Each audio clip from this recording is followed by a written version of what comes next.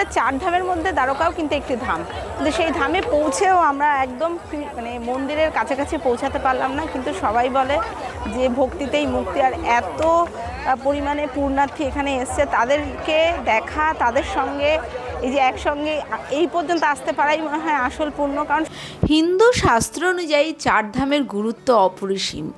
আদি শঙ্করাচার্য যে পথে গিয়েছিলেন তিনি মনে করতেন হিন্দু ধর্মের একজন ব্যক্তি যদি এই 4 ধামকে প্রদক্ষিণ করে তাহলে তার মোক্ষ লাভে অনেক সুবিধা হয়। আসলে এই 4 ধাম কিন্তু 4টে যে যুগের প্রতিনিধিত্ব করে, যেখানে বদ্রীনাথ সত্যযুগের, রামেশ্বরম ত্রেতা যুগের, দ্বারকা দাপর যুগের এবং পুরী কলিযুগের প্রতিনিধিত্ব করে। ভারতবর্ষের পূর্ব, পশ্চিম, উত্তর, দক্ষিণ এই 4 জায়গায় কিন্তু এই 4টে ধাম রয়েছে। আমরা তাকেই বলি 4 ধাম। আর এই ভিডিওটা আমরা গুজরাট যাওয়াকালীন দ্বারকায় কি করে গিয়েছিলাম এবং দ্বারকা থেকে ভেতদ্বারকা, সেখান থেকে নাগেশ্বর মন্দির, সবটাই জানা যাবে। তাই যারা এখনও চ্যানেলটাকে সাবস্ক্রাইব করোনি তারা অবশ্যই সাবস্ক্রাইব করো। আর আগের ভিডিওগুলো যারা দেখোনি তাদেরকেও বলছি সেই ভিডিওগুলো আমার ডেসক্রিপশানে লিংক দেওয়া থাকবে, তোমরা দেখে নিও। চলো তাহলে ভিডিওটা দেখতে থাকি। আজকে আমাদের সকালবেলায় উদ্দেশ্য ছিল, গুজরাট যতটা ঘুরেছি তার মধ্যে শেষের দিকে আমরা কিন্তু পৌঁছে গেছি। আর আজকে আমাদের আসার জায়গা প্রথম থেকেই সিলেক্ট ছিল হচ্ছে দ্বারকা, কিন্তু রাস্তায় দেখতে পেলাম যেহেতু পরশুদিন এখানে হোলি, আর হোলির ভিড়ে এখানকার যারা গ্রামের মানুষ বা যারা দরকার মানে কৃষ্ণের ভক্ত তারা কিন্তু হেঁটে হেঁটে আসে। আহমেদাবাদ বলো, জামনগর থেকে বলো, আমরা এত মানুষকে হেঁটে আসতে দেখলাম। সবাই ওই 108 কিলোমিটার, তারপরে আহমেদাবাদ থেকে তো আরও দূর, সবাই হেঁটেই আসছে। আর এত ভিড়, পায়ে পায়ে মানুষ, সবাই কিন্তু ভক্তির জন্যই এখানে আসছে। আমাদেরও বেশ ভালো লাগছে যে এমন সময় আমরা দ্বারকাকে সিলেক্ট করেছি যখন আমরা মানে হোলির ঠিক 2 দিন আগে, কিন্তু হোলির দিন আরও ভিড় হবে। এবার গাড়ি যেখানে এইদিকে হয়তো অন্য সময় ঢুকতে দিত, কিন্তু এখন এত ভিড়ের জন্য কিন্তু ঢুকতে দিচ্ছে না। আমরা সবাই ওখানে গাড়ি পার্কিং পাওয়া যায়নি, গাড়ি ছেড়ে দিলাম। ছেড়ে দিয়ে এই অবধি অটোতেও যাওয়া যায়, অটোতে 10 টাকা করে নেয়, অন্য সময় 10 টাকা করে নেয়, এখন কত করে নেয় আমি বলতে পারবো না। কিন্তু আমরা হেঁটেই যাচ্ছি, এত মানুষ হাঁটছে, আমাদের মনে হলো এইটুকু হেঁটেই যাওয়া ভালো, তাই হাঁটছি। তোমরা তো জানো সবাই যে দ্বারকা হচ্ছে কৃষ্ণের রাজ্য, মানে রাজধানী ছিল। যখন কৃষ্ণ কংসকে বধ করে তারপরে এখানে তার রাজত্ব তৈরি করেছিল এবং এখানেই রাজত্ব করেছিল, সেই জন্যই কিন্তু দ্বারকা বিখ্যাত।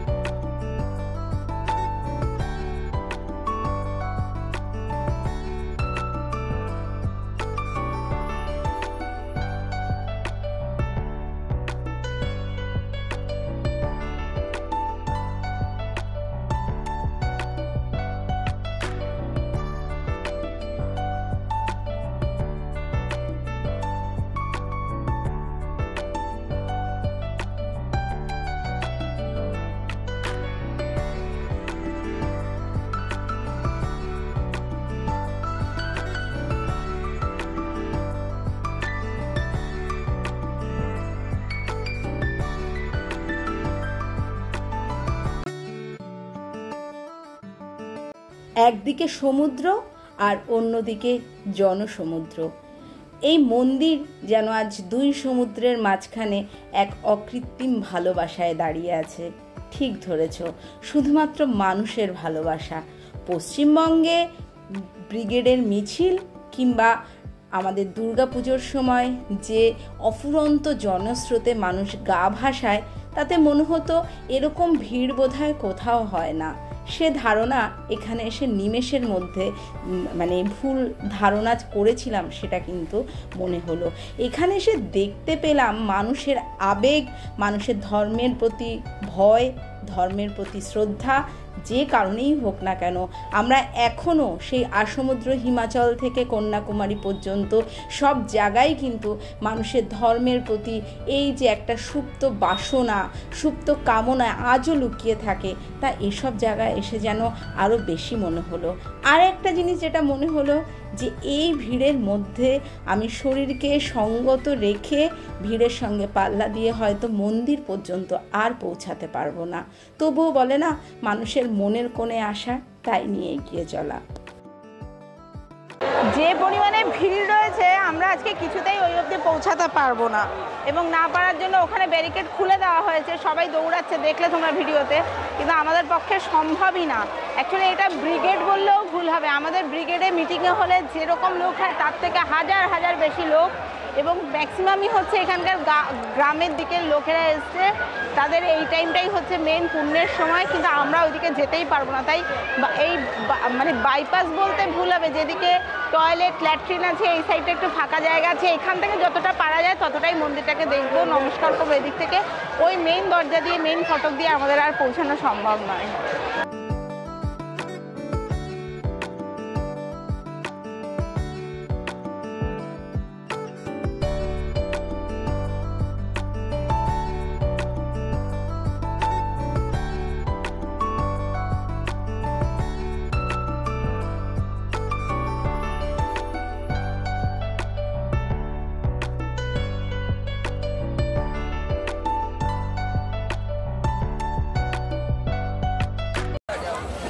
হিন্দুদের 4 ধামের মধ্যে দ্বারকাও কিন্তু একটি ধাম, কিন্তু সেই ধামে পৌঁছেও আমরা একদম মানে মন্দিরের কাছাকাছি পৌঁছাতে পারলাম না। কিন্তু সবাই বলে যে ভক্তিতেই মুক্তি, আর এত পরিমাণে পূর্ণার্থী এখানে এসছে, তাদেরকে দেখা, তাদের সঙ্গে এই যে একসঙ্গে এই পর্যন্ত আসতে পারাই মনে হয় আসল পূর্ণ। কারণ সত্যি বলতে আমাদের পক্ষে সম্ভব না ওই মন্দির পর্যন্ত যাওয়া, অনেকক্ষণ লাইন দিতে হবে। আজকে আমাদের 3 থেকে 4টে প্রোগ্রাম আছে, এখান থেকে আমরা ভেট দ্বারকা যাব, সেখান থেকে নাগেশ্বর মন্দির এবং শিবরাজপুর বিচ হয়ে আমাদের ফেরার কথা। যদি আমরা শুধুমাত্র এইখানে টাইম দিই তাহলে আমরা যেতেই পারবো না। তবুও এই যে ধামে আসতে পেরেছি, 4 ধামের একটা জায়গায়, একটা ধামে মানে 4 ধামের আর একটা ধামে যে এসে পৌঁছাতে পেরেছি, এটাই আমাদের কাছে সবথেকে বড় কথা। আমি তো এই দিকটা ঢুকে এসেছি, তোমার পেছনে দেখো, আমার এই পেছনটায় হচ্ছে নদীর সমুদ্রের জলটা এই সাইডটা ঢুকেছে, আর ওই পাশটা যে ব্রিজটা আছে, ব্রিজের ওই পাশেই হচ্ছে পুরো সমুদ্র। সমুদ্রের পাশ থেকে এখানে সবাই মানুষ স্নান করে, যেরকম সমস্ত পূর্ণ জায়গায় কি করে মানুষ একটা জায়গায় পূর্ণ স্নান করে তারপরে ভগবানকে পুজো দেয়, সেরকম এখানেও এই পেছনে হচ্ছে। তবে এখানের ভাষা যেহেতু সবই হচ্ছে গুজরাটি, ম্যাক্সিমাম গুজরাটি পরিবার থেকেই আসা, আমি এদের ভাষাও বুঝতে পারছি না, কিছু বলতেও পারছি না, সরতে বললেও এরা সরতে চাইছে না, সে অদ্ভুত একটা সিচুয়েশান। যাই হোক, এটাই হচ্ছে ব্যাপার যে আসলাম এরকম একটা জায়গায়, এসে শেষ পর্যন্ত পৌঁছাতে পারলাম না, কিন্তু ধামে আসা মানেই হচ্ছে বিশাল বড় ব্যাপার। এখান থেকেই মন্দিরের উদ্দেশ্যে আমরা নমস্কার করে ফিরে যাচ্ছি।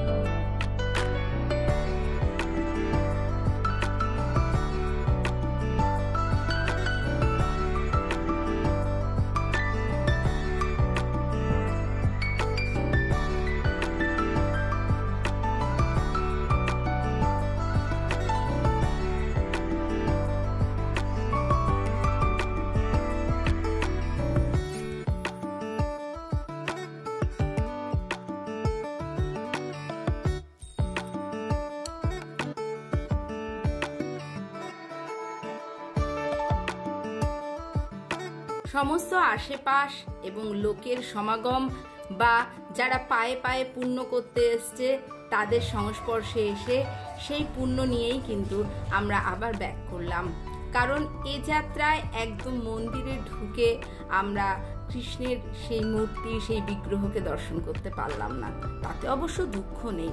মানুষের যে পুণ্য অর্জনের জন্য যে হুড়োহুড়ি, যে একাগ্র চিত্তে সকাল থেকে লাইন দিয়ে 4-5 ঘন্টা দাঁড়িয়ে থাকা, সেটা দেখেই যেন অনেকখানি মন ভরে গেল। মনে হলো এতেই পুণ্যি। যাই হোক, এবার ফের দরকার দিকে যাতায়াত করতে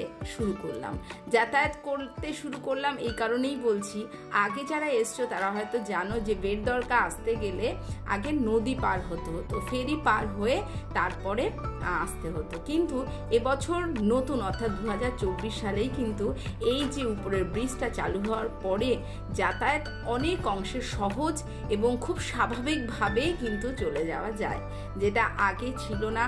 আগে মানুষকে এক একটা ফেরিতে, অর্থাৎ এক একটা নৌকাতে প্রচুর লোক চলতো, অনেকে যেতে ভয় পেত, বা সেটা সত্যি বলতে ভয়েরও যাত্রা ছিল। অত লোক এরা কিছু মানতো না, যে মানে যেটা বিধিনিষেধ থাকে যে একটা জেটিতে বা একটা নৌকাতে এত লোক ওঠানো উচিত না, কিন্তু মানুষের ভিড়ের চাপে বা মানুষের চাহিদাতে কিন্তু সেরকমই হতো। এবার আর সেরকম নয়। খুব সুন্দরভাবে আমরা গাড়ি নিয়ে এগিয়ে চললাম। আর দেখো দুদিকে কি সুন্দর করে এই ব্রিজটাকে সাজানো হয়েছে। যখন যাচ্ছিলাম সামহাও এটাকে আমাদের, যখন নদী পার হই, আমাদের কলকাতার রবীন্দ্র সেতুর মতন মনে হচ্ছিল। সে যার সঙ্গে আমি তুলনা করি না কেন, এবারের উদ্দেশ্য বেট দরকা। চলো বেট দরকা গিয়ে কি দেখতে পেয়েছিলাম সেটা তোমাদের সঙ্গে শেয়ার করি।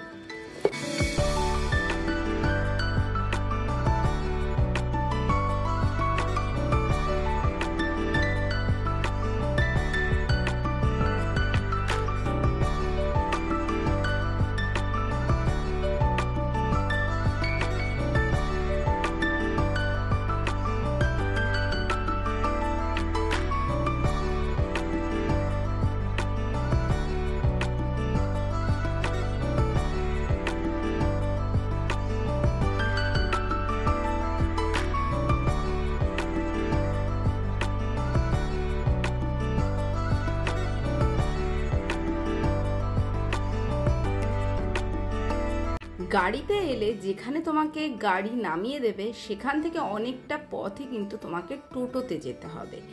যদি বা তুমি ফেরি পার হও, ও এখানে বলে রাখি, ফেরিতে যে আসা যাবে না এমন কিন্তু নয়। যারা ফেরিতে আসতে চাইছো দরকা থেকে বেট দরকাতে আসাই যায়।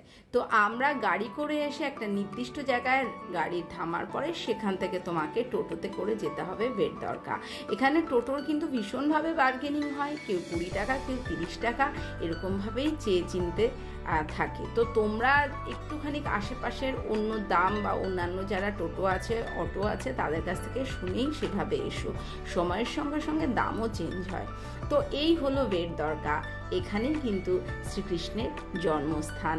সেইখানে আমরা এবার পাড়ি দিলাম। এসে প্রচুর গরু, লোকজন। তবে এটা একটা ছোট গ্রাম, গ্রামের জীবনযাত্রা চলছে, তার মধ্যে চলছে দর্শনার্থীদের ভিড়। আমাদের বেট দরকাকে ছুঁয়ে দেখার বা চোখে দেখার যে উচ্ছ্বাস, সেগুলো তো দর্শকদের মধ্যে কম নয়, কিন্তু তার জন্য জনজীবন ব্যাহত নয়। জনজীবনের মধ্যে একদিকে চলছে জীবন সংগ্রাম, অন্যদিকে দর্শনার্থীর সেই তাদের যে মানে অভিকাঙ্ক্ষী বা যে আকাঙ্ক্ষিত ঠাকুরকে দেখা, সেই চেষ্টা। তো চলো এবার এগিয়ে পড়লাম। এই দেখো, আমরা এই জায়গায় এসে কিন্তু তোমায় প্রত্যেকটা অটো নামিয়ে দেবে। এইখান থেকেই হচ্ছে বেট দরকায় মন্দিরে যাওয়ার প্রবেশদ্বার। চলো তাহলে দেখতে থাকি।